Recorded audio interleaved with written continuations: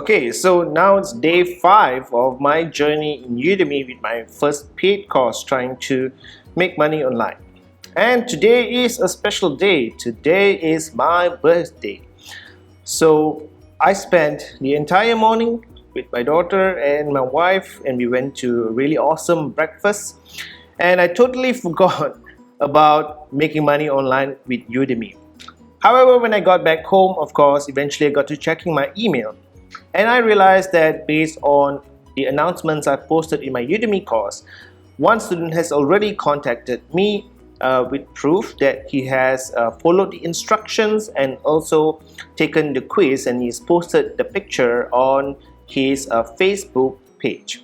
I come to realize though that it's kind of difficult for them to post a picture on their Facebook profile or page, so I will be changing that later. And I've replied to this guy with the free sign up link for the Nishify website worth 147. Then I checked my Udemy account, and what do you know, the guy who asked for a free coupon, and if you remember, I have replied to him to tell him that the free coupon has expired, but I did offer him a coupon for $5 just to test if a free user, someone who wanted to sign up for free, would be willing to actually pay a very minimal amount. The answer is no. Basically, his reply is that blah blah blah, I'm a beginner looking for a free coupon, and if you can facilitate me, I will recommend and give positive feedback. Otherwise, I'll wait for after learn some basics, then contact you back. So that's that. And I checked my revenue report, and as of today, I've made $175 in my first Udemy course, and this is the breakdown. I've made some sales from the coupon that I've done through my split testing efforts, and so I'm promoting a single link, but I'm split testing 5 different price points for my coupon.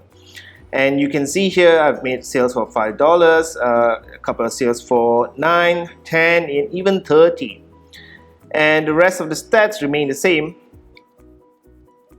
So you can see the people who signed up over here. And I actually got the first person signed up at the $30 coupon price point, so that is good. And I will be letting the split test run for another few days before I can come up with some data to analyze and see what is the optimum price for the coupons in my Udemy course. And then I decided to go ahead and put the instructions on how to get a free website right into one of the lectures right under the promo videos. So I want to make sure that when someone who just signed up for my course, after they watch the promo video and the intro, they are aware that they can actually get some bonus by participating in my course and taking at least 75% of the course and finishing the final exam. I've also entered a similar email but without any link to external sites in the Udemy announcements sections. So I use the option for promotional email because I can actually see the amount of users who've completed different levels of my course. And I've sent out very similar announcement here, except that I have removed all external links to the YouTube video, etc., because those are not allowed by Udemy. However, since I've posted the full information in the course review, I did ask students to refer to the course overview.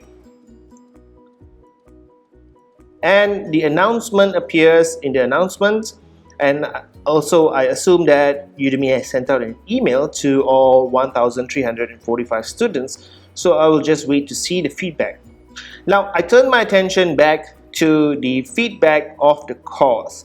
So although my Udemy course has been approved simply because I have overcome the critical improvements or the necessary improvements, there are several other recommended improvements over here that I basically ignored because they're just recommended improvements. I don't need to do them in order to get my course approved. But I've come to realize that the fact that Udemy recommends these improvements means it is something that I need to take a good look at and something that I need to fix over time. So there are a few items here like mobile optimized, reinforced learning, supplementary materials, So under reinforced learning, they did mention that I should have a quiz in each section. So I've actually done that, so I've marked this as fixed. And now for supplementary materials, and basically the reviewer from Udemy mentions here that I should have some kind of worksheet or project files, document, or my presentation files. So I said, why not? I do have the entire presentation in Keynote. However, not all the slides are optimized for actually reading, because some of them are just images and they mean nothing. So I've removed those slides and I've converted the presentation into PDF, and I have gone back to my Udemy course curriculum and I have put in a presentation slide over there, and I have published it and I've marked the issue as fixed. So hopefully this increases my ranking in the Udemy marketplace, because my course overall has less issues, including recommended but not necessary fixes. Since I have converted this into a PDF, I decided to go to slideshare.com, and my SlideShare account is, well, it's not really popular. I hardly use my SlideShare account, which is a point to myself. I should become more active in social media. But what I've done basically is I've put in the entire slide over here, and I have put in the same split testing link but with a new campaign in my link tracker account to identify the traffic from SlideShare. So under the description I've put join the full course on Udemy using this special link to get more than 80% discount, and then I've put the link. And of course I've made sure that this file is public and that users can download it. So once I have published my presentation on SlideShare, and this is how it looks like, you can see the link over there.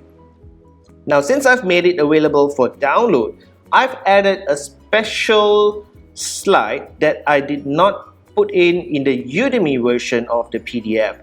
Since I'm giving away the presentation for free, I basically told them that they can join the full course on Udemy using this special link, blah blah blah, and the same link over there again. So users who are looking at it online on SlideShare itself can't click on that link, but they can click on the link in the description.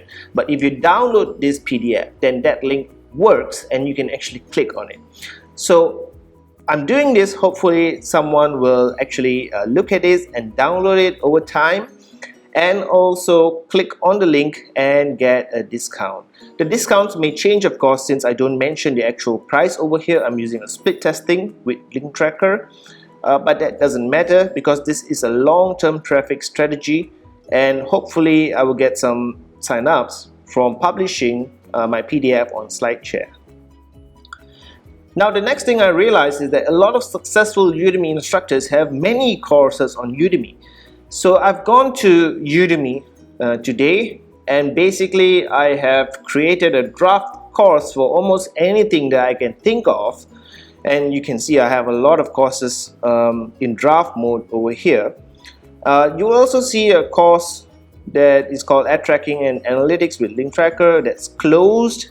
So this is one of the first courses I created in Udemy almost 2 years ago, and at that time I did not see Udemy as a potential to make money from courses, so I let the free course just stagnate in Udemy, and almost all those tutorials are outdated. Since Udemy doesn't allow me to delete courses, I basically put it as private, and I've put the words there closed, so existing students will know that this course is no longer being updated. And you can see I have a lot of images in these courses, and they all say iStock on them. That's because I got those images from iStock Photo. And since these courses are still in draft mode, I basically just downloaded a complimentary version of the images that I probably want to use. Although they have the iStock watermark on them, but they're good enough for me at this point to see how the images turn up in the actual Udemy website, since Udemy will ask you to crop those photos. So instead of buying the photos and then deciding that the photo doesn't look good after the cropping, I decided to just use the complimentary or the sample version given by iStock before deciding to buy any of these images. So at this point, what I've done is just basically go through each course and create the course curriculum without any content. And these are all draft at the moment, so it doesn't really matter. I will eventually get to these courses and start creating and recording videos for the courses. So next, I decided to get more traffic, and if you have followed from the past few days, I've realized that sending out email promotions, Facebook campaigns and coupons, those are all short-term tactics to get sales in Udemy. I needed something more long-term, and I wanted to create a blog post on our blog at cradle.com. And from that blog post, I actually wanted to link to my Udemy page. So the Udemy sales page will actually have a backlink, and therefore hopefully it will also rise in search engine results, and that will help me to get more traffic from search engines. But I realized, according to Udemy, that you must use an instructor coupon if you want the sales to be credited directly to you. In other words, if I want 100% of the sales, I have to use an instructor coupon. So this is an issue for me because I just wanted to link to the sales page on Udemy to increase the search engine rankings. I didn't really want to give out any coupon. So I went ahead and created a coupon called Standard, and I priced it at $199, which is the exact undiscounted price as you can see over here. So basically this is a coupon, but it doesn't really reduce the price by even a single dollar. And the reason I'm doing this is because I want to make sure if someone actually clicks on the link from my blog post and buys it at $199, the coupon code in here will tell Udemy that this is a referral for me, since it is an instructor coupon, and therefore I will get 100% of the sale. So I will not link directly to the sales page without any coupon. Then I've gone ahead and created a very simple blog post over here, and I've put in the link to my Udemy sales page, but with the standard coupon I have showed you before. And I've continued to draft the post. The interesting part is that I'm using a plugin called SEO Presser. So with SEO Presser, you can see that it's pretty easy to determine the probable ranking or the SEO score of your post. All you have to do is enter the keywords and keep on modifying or editing your content until you get an SEO score which is 100% or at least above 80%. So you can see the SEO score. In this case I have 97.11 and the keyword density is 2.37. So I continue to modify it, put in some keywords and move things around until my SEO score is almost perfect, and hopefully by doing that I will get rankings in Google for my own blog post as well as the Udemy sales page. And I've gone ahead and published my blog post on the Cradle blog. So over the next few weeks I will have to monitor Google for the keyword niche marketing strategy to see if my tactic of targeting that keyword with my blog actually works. Now, at the end of the day, I realized that from my announcement that I posted earlier today, Udemy has already sent out the email very quickly, and also I'm getting responses very quickly from my students who have actually taken the quiz and posted their screenshots on Udemy. So that's a good thing, because now I can see active discussions going on, and hopefully this will also mean that my course completion ratio will increase and my student engagement ratio will also increase. Sure, everyone who does this and actually takes my course and completes 75% of the course will get a free niche website from me, and I lose out on $147 per year by giving it out for free. But it doesn't really matter. As I said, in this Udemy course, it's all about the learning experience for me, and I'm not trying to make money. I just want to find out how to be a successful Udemy instructor. So that's all for today.